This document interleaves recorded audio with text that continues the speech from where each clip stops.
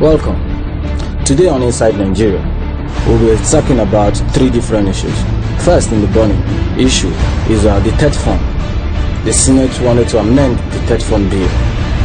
Second on the issue is about the Not Too Young to Run bill, seeking to reduce the age limit to run for election, either into the Senate, the House of Rep, and the Presidency.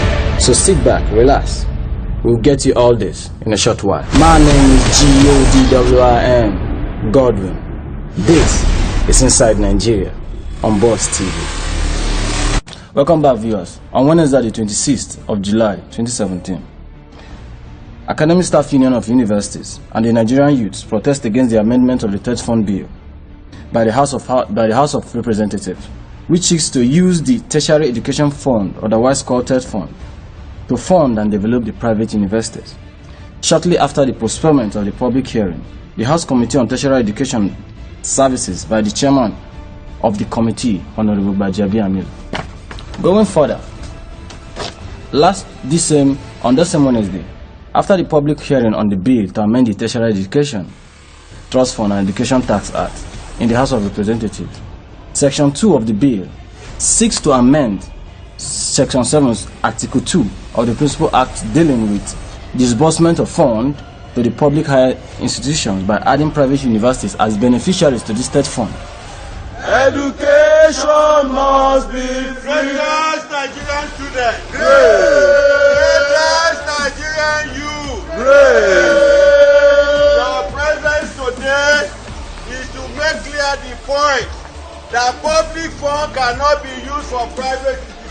No way! If they claim they have their capital, let them go and use their capital to catch fish and run their own institution. Yes, so public institutions must be funded by public funds.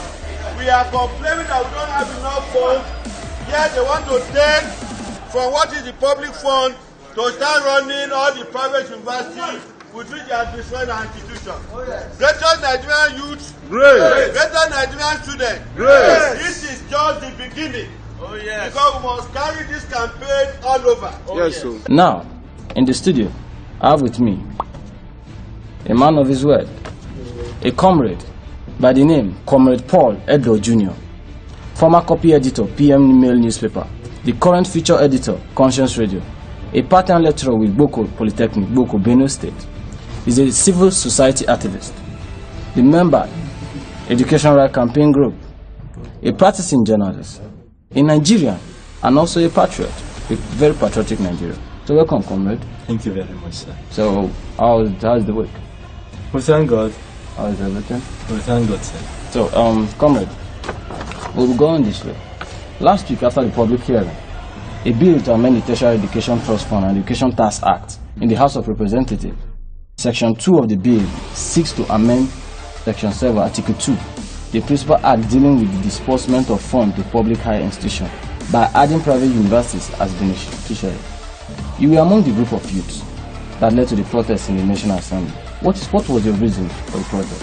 Yes, as we all know, private universities are largely owned and run by private individuals. I think about 58% of this private university, only 40 are faith-based on university. And for them to say that they are going to amend the bill, that the money meant or that should be disbursed to public university will now be shared between the federal and private university is what I termed a charade. And as such, we cause a problem in this country because our public university is currently on a decay, neglected. Go to state university today, you find out that the state university, they are nothing but a shadow of themselves. And go to federal government universities today, you find out that they are facing similar challenges. And now you want the money that should be meant for the public schools, you want to share it with the private schools. Our voice stand is this. these private schools, you see, they have the right to increase their school fee, and virtually all Nigerian youth cannot go to private schools. And even the so-called faith-based universities we have today, we have some schools who their school fee is ranging from 650,000, 700,000 naira, and if you are to total everything will be around that 1.5, 1.8, and some theirs is 3 million.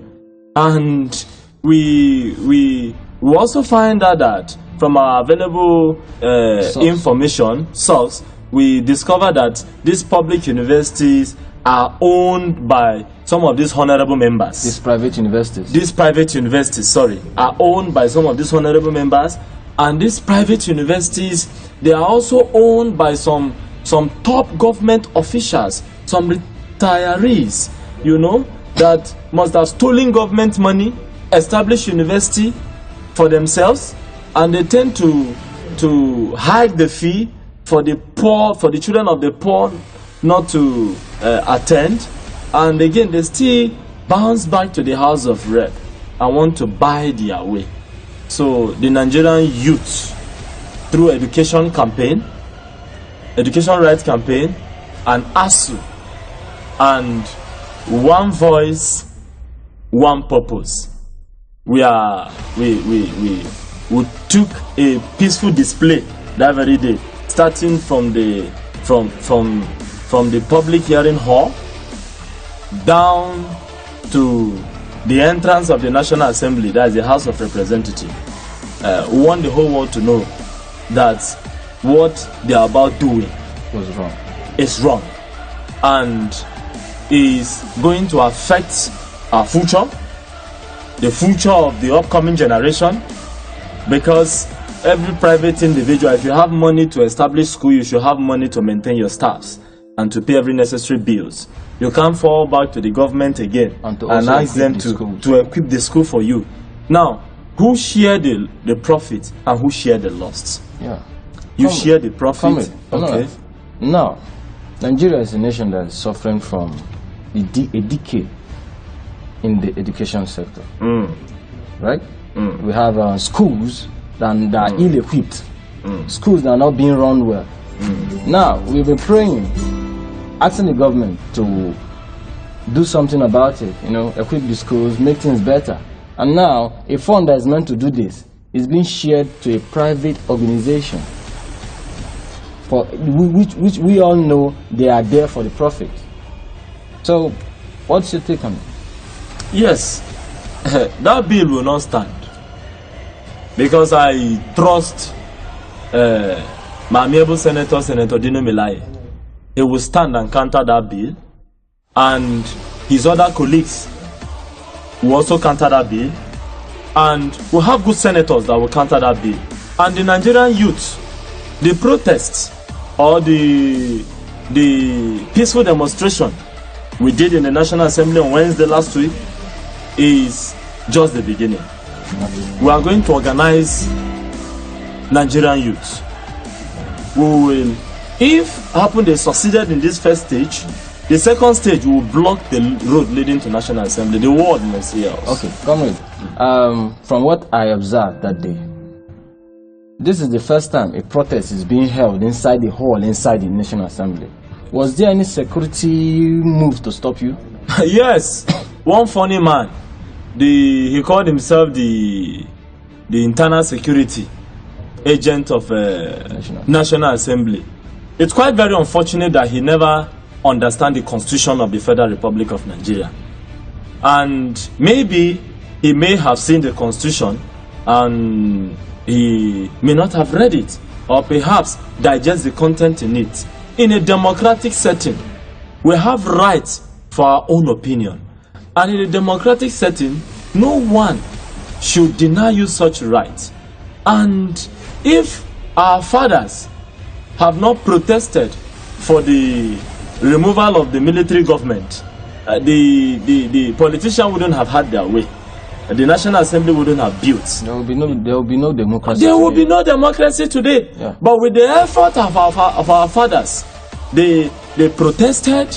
The likes of Professor Wole Soyinka and the rest of them, they protested and military left the country for us.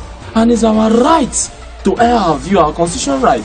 So I thank God for the Nigerian policemen, more especially the DPO in charge of the National Assembly and the good officers there. They were able to calm the situation and they were able to educate the man. So it's a good news that you're saying that the Nigerian police lived up to the expectation. They lived up to the expectation. That's a very good thing to the Nigerian police. A very good thing. So now, going further, earlier this week, a group not too young to run campaign, a civil society group, they came out in their hundreds, barricading the entrance of the National Assembly, seeking for their bill to be passed into law. A bill that seeks to reduce the age limit for the post of the presidency, Senate, and House of Rep. Comrade, I want to ask, what is your view on the youth campaign? Yes.